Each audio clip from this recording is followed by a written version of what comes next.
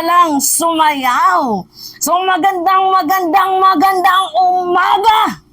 Mapagpalang araw po sa inyong lahat. At ngayong umaga, ngayong araw na to, meron po tayong magandang balita. Magandang news para sa mga mamamayang Pilipino. Ano ba yon? Ano yung balitang yan? Ito po ay napaka-exciting. Dahil coming from the spokesperson of the Liberals Party. Sumigaw talaga si Mima. So, coming from the liberal spokesperson. Sino ba yon? Si attorney, former Senator Leila de Lima. Nang galing na po mismo sa kanyang bibig ang papuri, ang pagpuri dito sa ating Pangulo. Sasabihin na naman ng mga DDS, hindi, si Dilema, sip-sip yan. Gusto lang makakuha ng posisyon, mga ganyan-ganyan. Kako kasi yung patrono nyo, human rights violator. Diba, hindi sumusunod sa rule of law and due process. Kasalanan ba natin na maging honest review? Etong si former senator and attorney Leila de Lima sa kanyang mga nakikita ng mismong dalawang mata niya sa administrasyon ni President Marcos. Itong mga DDS na to, 2024 na, wala pa din kayong character development. Alam nyo, yung mga DDS guys, crab mentality, up to this moment. Kako kasi yung patrona nila, hindi talaga kapuri-puri. Diba? Noong nakaraang araw, ano yung sabi ni former Senator Leila de Lima? Yung administrasyon daw ni President Marcos ay isa daw pong breathing room dahil nakahinga po sila at hindi po sila sinasakal ng administrasyon, which is true kasi nga ang ating Pangulo dumadaan at naniniwala sa rule of law and due process. Etong si Digong, wala nga pakialam sa human rights na yan, di ba? Tapos ngayon na naging honest sa review. Etong si former Senator Leila de Lima, sasabihan yung sip-sip.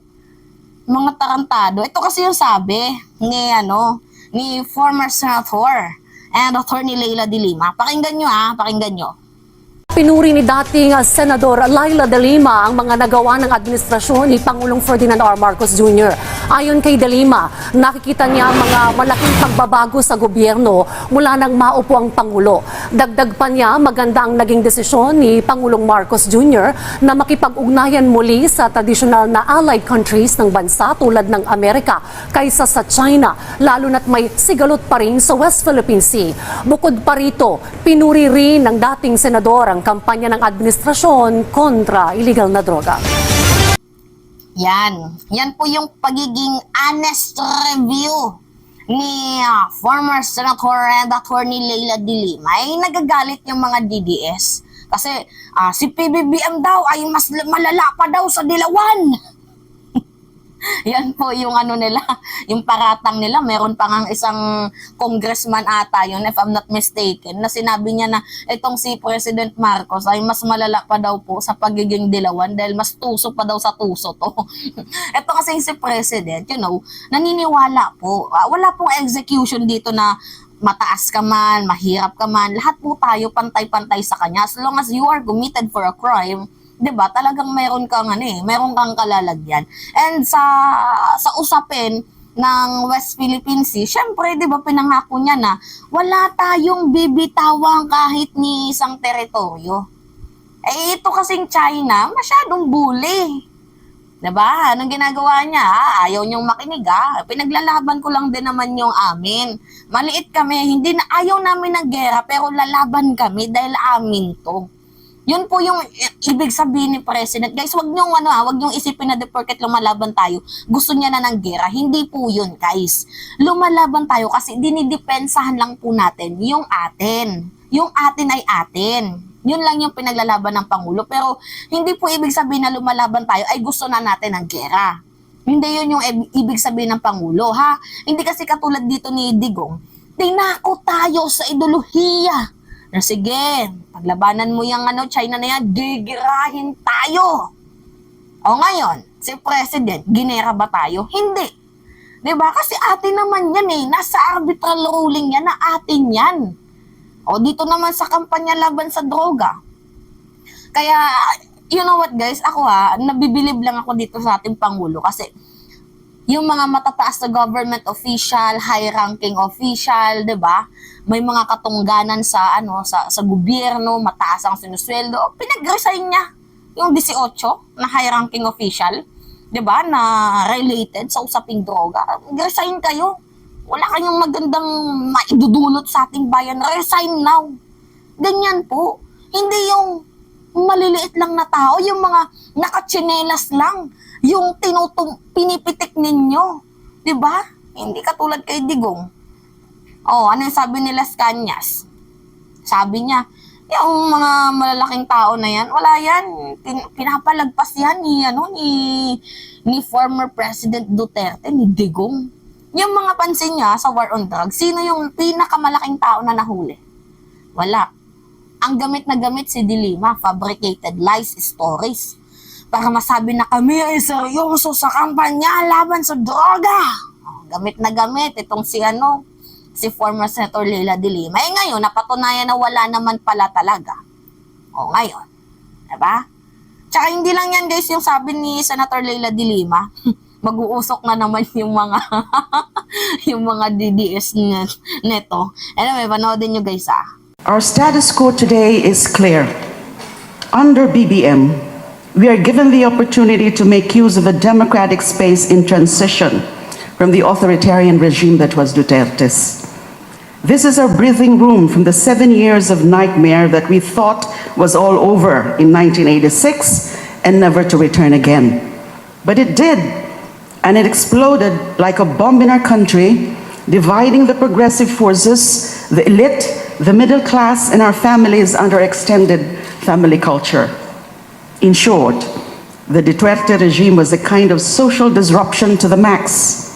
It was a complete break from the social norms that we got used to and we thought were acceptable to a people so historically destitute in their lives that they were ready to reject everything that we thought was decent in our society in exchange for something that promised change for better or for the worse. There is no assurance that our people in their search for genuine social transformation will not fall for the same smoke and mirror show of another populist local warlord. After 2016, this is the danger that always awaits our society. For the elite, therefore, Marcos is a blessing. He brought the rent-seeking order back to its favored normal and stable character, where everyone in the system gets a chance to partake of government largesse. Okay, tinawag pa na blessing ni former Senator Leila De Lima itong si President. Alam nyo guys kung napapanood nyo yung mga videos ko sa old channel ko, yung may 100,000 subscriber, makikita nyo doon na sinabi ko sa mga kakamping na huwag kayong mag-alala. Magugustuhan nyo din si President Marcos. Don't worry. Gumaganon pa ako. Talagang nagkatotoo nga naman guys na nagugustuhan na po ng mga dilawan, ng mga liberal or kakamping itong si President Marcos kasi ang inaakala nila, wala na, patay na naman ang hustisya, uso na naman yung kriminalidad. But you know what? Mayroon talagang, darating talaga tayo na sa punto na mapasabi kayo na God works in a mysterious way. Diba? Kasi yung inaakala nyong, baka na naman magmamarshallo na naman, AJK na naman, pero yun pala, yung taong inaakala nyong gagawa na yun pala ang tatapos sa karasang sinimulan ni Digong. Diba? Hindi ko nga lubos guys tong inaakala na itong mga dilawan, ngayon, tingnan nyo, mahal na mahal ko na din sila, kakampi ko na din sila, pero hindi po ako dilawan. Kasi kung nasaan yung tama, doon po tayo. 'Di ba? Hindi ko naman sinasabing lahat ng nagawa ni Digong ay mali, pero mostly ng kanyang nagawa, mali talaga. So, buti na lang nabuksan yung ating mga diwa, puso't isipan para makakita ng tama. So anyway guys, ito po yung mga bagay na unexpected things to happen. Kasi madaming mga mga kakamping vloggers din na gusto na din nila si President Marcos. Ako naman, hindi naman ako loyalista kasi hindi naman ako nabuhay sa panahon nila. Hindi din na naman ako sasabihin na pro-Marcos. Binoto ko si Pangulong Bongbong Marcos, pero it doesn't mean na pro-Marcos ako. Kasi ako is pro-people, pro-life, pro-justice. Dito po tayo sa truth, diba? Huwag tayong mag-spread ng lies. Kasi pangit naman yan. Dito po tayo sa makatotohanan. So ako, yung, kumbaga, silbi ko sa mundong to, maging messenger sa mga kabataan na, syempre, di ba, as a 21 years old, imagine na, yung mga kabataan ngayon, puro TikTok, ML, Call of Duty, hindi nga sila na-engage sa usapang politika, about sa ekonomiya natin, sa system natin, hindi sila na-engage. So, I am here today, syempre, as a younger ones, ako po ay nandito para maging messenger, maging tagatindig sa mga kabataan na dapat bata pa lang, murang edad pa lang, engage na kayo sa politics para alam nyo kung bakit nagkakaganito yung bansa natin, alam nyo kung bakit traffic, alam nyo yung takbo ng ekonomiya natin, 'di ba? Alam nyo yung mga bawat political issue. So, I am here today, tumitindig ako. So, God works talaga in a mysterious way. Madaming mga kabataan, kakamping man yan or hindi, mga nakikinig sa akin. Kaya nga sabi ko, kung dati hate na hate nila ako kasi syempre sinuportahan ko si President Marcos. Ngayon, love na nila ako. Madami nga nagme-message sa akin kahit nga mga matatanda, love na din nila ako. So, love ko din kayo guys. We are here for the truth. So, aminado ko dati, nabulag ako sa ideolohiya ng mga Duterte. But nagsisi naman ako doon and syempre, hindi pa naman huli yung lahat. 'Di ba? May pagkakataon pa. Hindi man natin kayang baguhin ang nakaraan, pero kaya nating makaambag sa pagbabago ng future.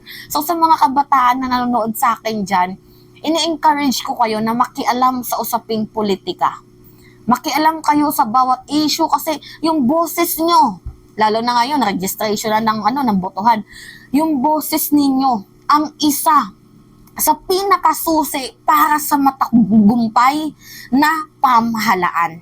Diba? Register na pala kayo guys, hinihimo ko na mag-register na. Siyempre, sana mabago na din yung concept ng mamamayang Pilipino na pag inabutan ka ng pera, tanggapin mo, pero iboto mo yung nasa puso mo, diba?